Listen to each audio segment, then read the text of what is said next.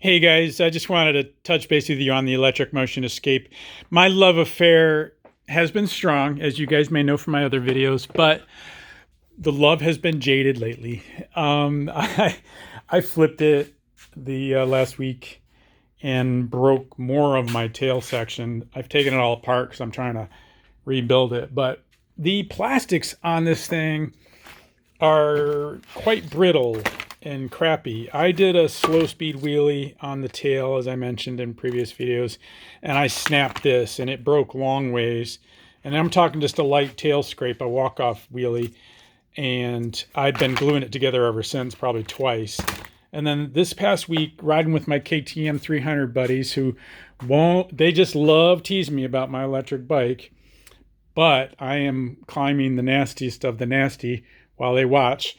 But anyhow, I kind of was going through the rollers, enjoying my day, and I over rotated and flipped it, and it caught the fender again, and then the fender exploded and shattered into multiple pieces that you saw in that last pile. And then it broke my mount, which sucks because this thing slips onto the back there and hides all that wiring mess. And this is one of the mount screws missing on my fender. So I'm kind of very disappointed in electric motion. Now, you know what this thing costs. And normally I don't spend kind of stupid money like that on exotic little buggers. I usually buy used things and, I'm not a pioneer. I don't go out and buy new stuff, but I'd been studying electric bikes so long I bought this thing. Anyhow, frustration is that my French friends here are making these fenders out of the wrong plastic. They need to be polypropylene, not ABS or whatever this junk is. I actually believe that this little cover is 100% possibly polypropylene. It feels like it, but as you can see, this is not the same stuff. This is quite brittle. I'll snap a piece off of there for you, but I might wind up gluing that. But this stuff is junk. I mean, it exploded. Now, here's the other issue is the seat should have been made out of polypropylene. So now my seat pan, the seat hits the dirt as soon as the fender explodes, and that other tail section exploded. And now I got this massive crack. Now, this is not the right plastic when it cracks like that because the force went into the fender, which was out here. The fender transferred it to the fender mount, which then transferred it to the seat.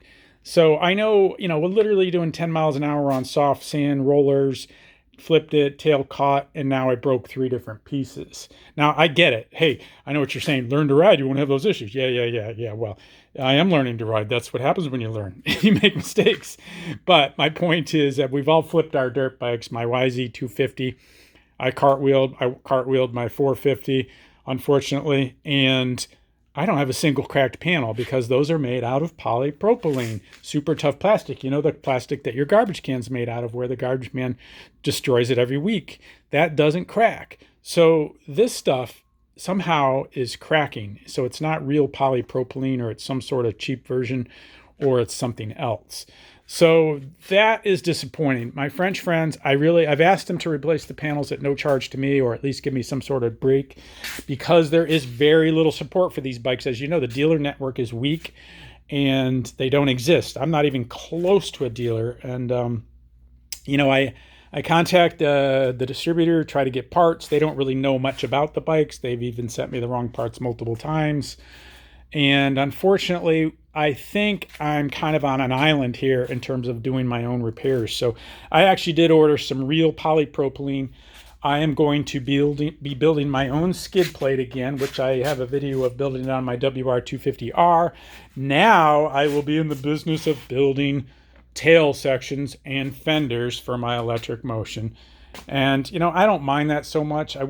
But I do wish they had cost-effective replacement parts. Just to give you an idea, this silly little fender will cost you $100. It's a tiny piece of plastic, smaller than a YZ250 fender, and they won't even get you the decals to make it pretty again. So for my $11,000 plus little exotic here, I am dealing with ridiculously expensive replacement parts and parts that should not be snapping this easily in the first place. So my warning to you guys, or heads up to you guys, if you're even thinking about one of these things at this price, it's, in my opinion, the love affair is slightly tarnished now. So she's a bulldog and she does amazing things, but now support, parts cost, and parts or plastic brittleness is kind of overweighing that right now, at least this week. Hopefully I'll get these things built the way I want them, build them the way they should be, and I will not, my love affair will grow once again. I hope that helps you guys when considering one of these things. Again, nobody's going to be perfect. I know how tough it is to build things. I'm not knocking them, but I know for a fact they use the wrong type of plastic here. I don't know, you guys. I mean, I know plastic from the past, and just as I point at this, I know it more than I wanted to know it, because you can see I have 4 fingers, and plastic's what took my 5th finger. So that being said, I know what type of plastic needs to be where. And I hope they improve on it, and I hope this helps you guys. Take care. Appreciate any likes and subscribes. I'll talk to you in the future on these projects. Take care.